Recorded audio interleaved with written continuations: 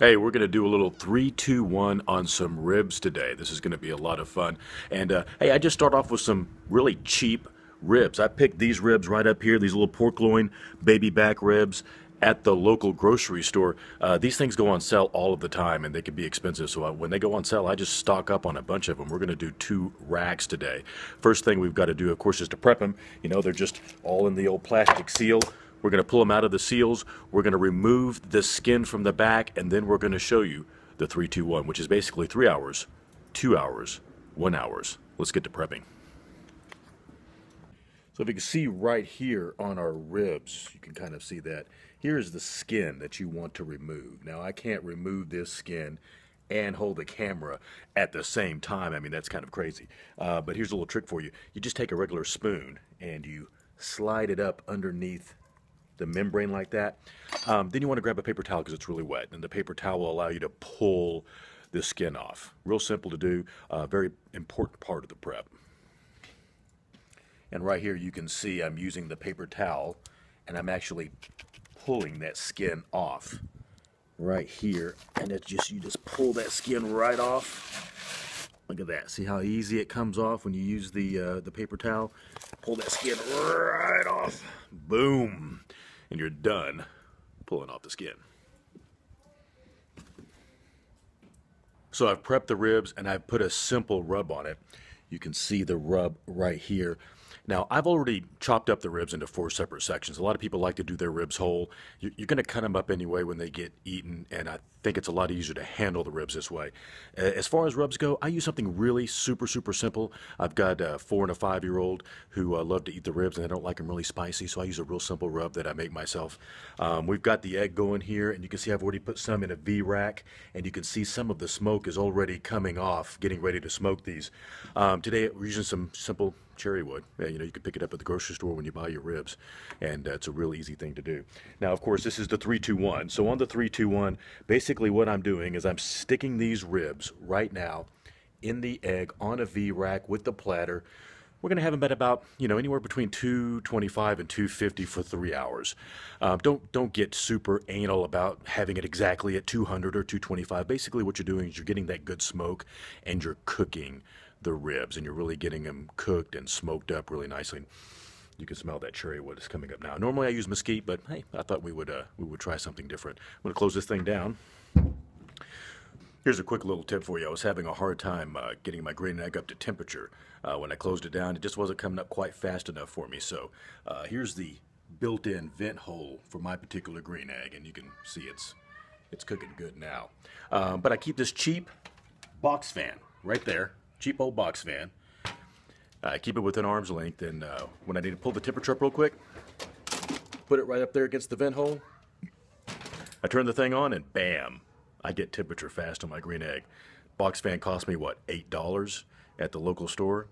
Perfect item to have by your green egg so that you can get this going right here, the smoke coming out of the vent that you want for your 3-2-1. Okay, so it's been 3 hours, and of course one of the big rules of barbecue is don't keep looking at your meat, let it cook. So I have not opened this up in 3 hours. We're about to take a look, and here we go. You can see it's smoking pretty good now. Actually just got a little over the 250 mark, but that's okay because we're about to pull them off for our 3-2-1. And here we go. Wow, look at those ribs. Look, you can already see how the meat is pulling off the bone a little bit. I mean, those look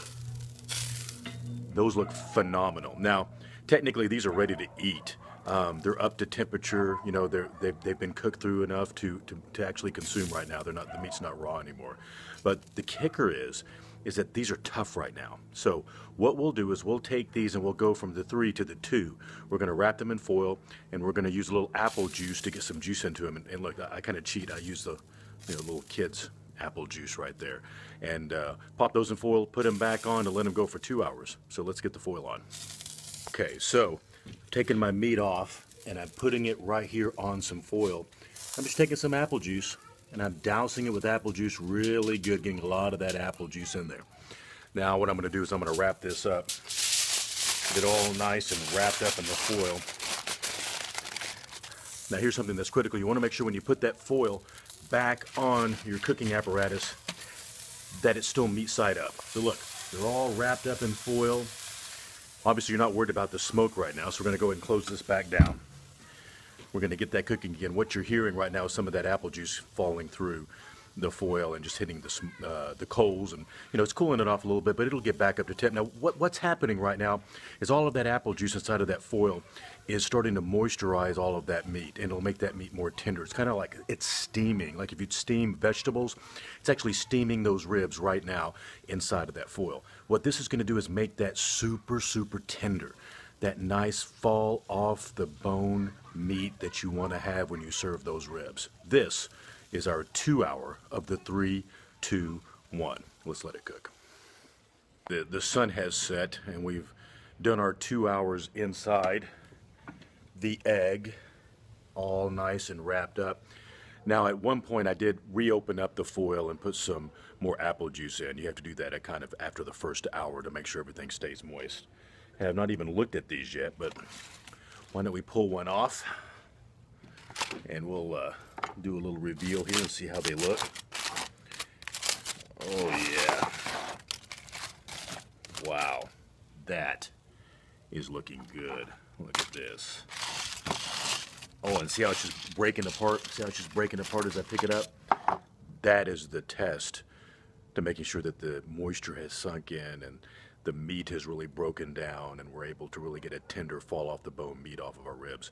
Okay, next thing we're going to do is we're going to take this rib, we're going to take all of these that we've got right now, and we are going to apply barbecue sauce. Now, this is where you're going to get a lot of differing opinions about ribs. Some people like them dry, some people like them with barbecue sauce. We're in Texas. We like to put barbecue sauce on our ribs, but you put it on at the very, very end, and I'll leave a couple dry for the people who are going to be feeding tonight.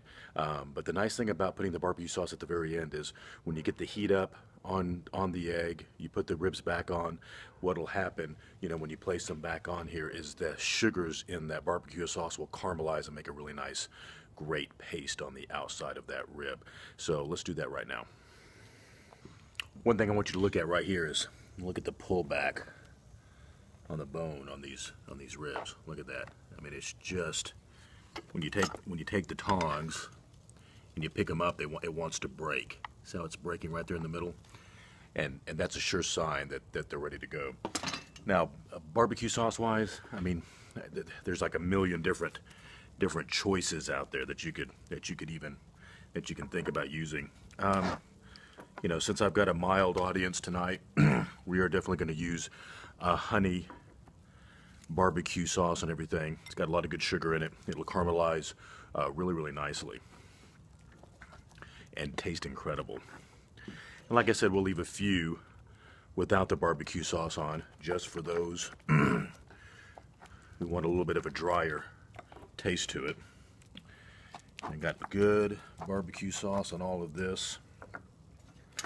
Then we'll simply take them, place them back onto the egg like so. Let these suckers cook just a little bit more with that barbecue sauce on, let it get really nice and caramelized. Look, we had one rib fall off, and we call that a taster. That will definitely be a taster for us. Get the rest of that barbecue sauce on these really good. We're going to leave it open. And these are basically done, so we'll only do probably another 15 or 20 minutes. Let that barbecue sauce get caramelized, and then we'll serve these up. We'll pair them with a really nice wine. So I'm about ready to check out my taster, and just to let you know, we're gonna pair this up with a little Stone Horse Shiraz. This is a southeastern, I believe it's southeastern, isn't it? Yeah, southeastern Australian Shiraz. These things, I love the Australian Shiraz. Got a lot of bold flavors to them, but they're not really heavy, and it really pairs up nicely with the pork. And it's always nice when one just falls right off and you have to eat it. And so take a little taste of wine. Very nice. Oh, and here we go. Look at that. I mean, just look at that falling off the bone. I gotta tell you, this is easy and incredible.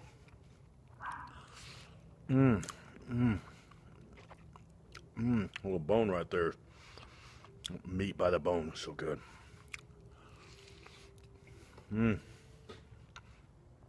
It's messy. It's good. It's a paper towel. It's a great glass of wine.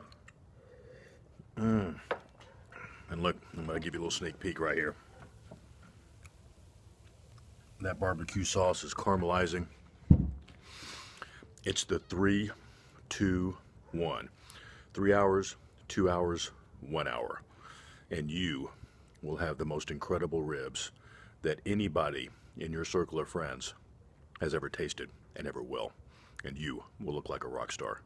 I guarantee it. I'm going to go eat.